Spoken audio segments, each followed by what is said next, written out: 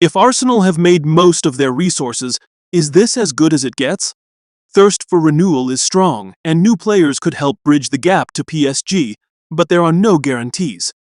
The greatest lie ever told about penalty shootouts is that they are a lottery.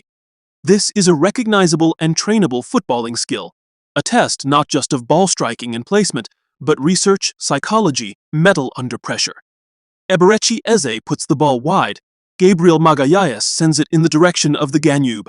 This is failure on the most brutal and unforgiving terms, but it is failure nonetheless. The second greatest lie ever told about penalties is that fortune plays no part.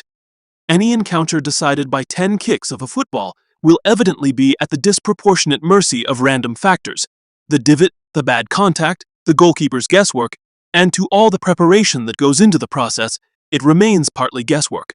That this sport, already a sport of low scores, narrow differentials, and infinite variables, chooses to decide its biggest prizes on these smallest of morsels is one of its cruelest traits. Were Arsenal unlucky in Budapest then? Once we sieve out the righteous rage and endless counterfactuals, the minor quibbles over major refereeing calls, Arsenal probably got what they deserved. To lose on penalties after making the defending champions sweat and fluster for 120 minutes is undoubtedly harsh. But by the same token, it is hard to escape the conclusion that, through their tactics and their game plan and their mindset, Arsenal largely brought themselves to this point. In its purest essence and against the best opponents, Mikel Arteta's style of football is geared explicitly towards narrowing the range of realistic outcomes and then catching the breaks that remain. But a strategy calibrated to earn and defend a 1-0 lead with 4 center halves and a low block stands or falls by those same stark measures. Fine margins football is all very well until you find yourself on the wrong end of fine margins.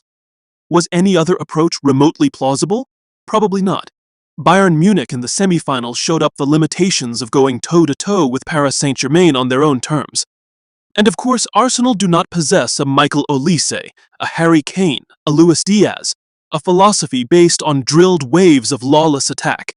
They were missing their top 2 right-backs and finished the game with a front 3 of Gabriel Martinelli, Noni Madueke, and Victor Gyökeres, which should at least contextualize what it was fair to expect from Arteta here.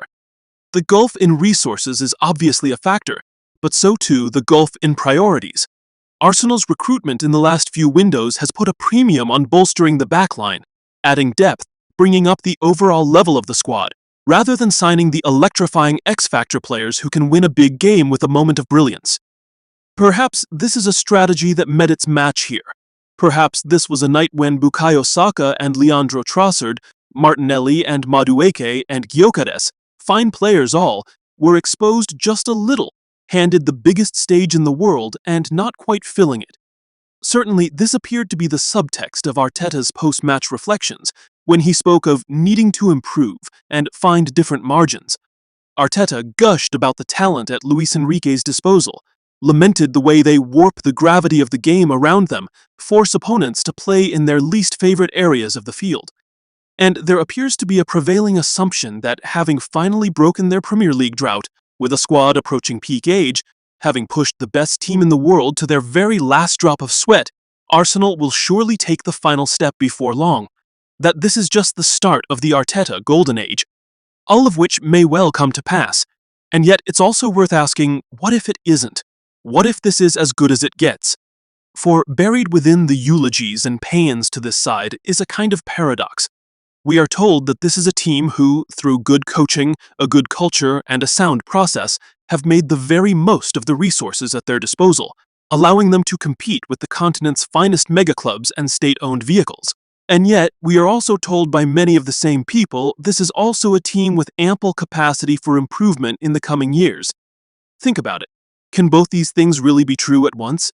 If Arteta has squeezed every last drop of potential out of this squad, how likely is it that there are still levels to find? What if this is a club already operating at 105% of their capacity? The thirst for renewal is strong.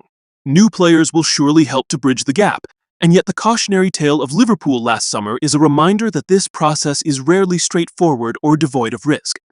World-class players necessitate an enhanced wage structure, new tactical shades and notes, a subtly different dressing room dynamic.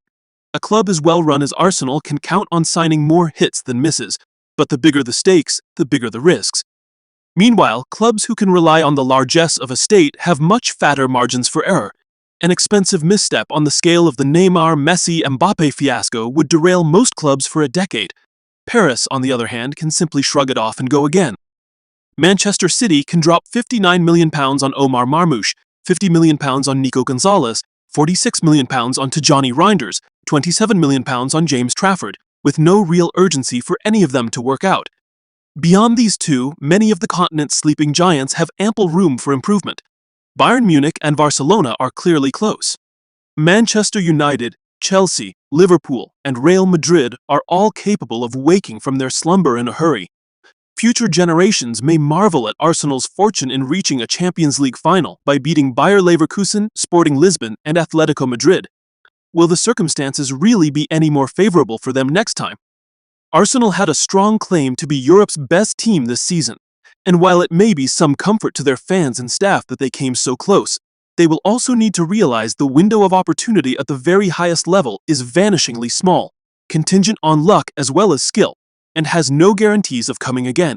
And if that doesn't focus minds during the long summer months, nothing will.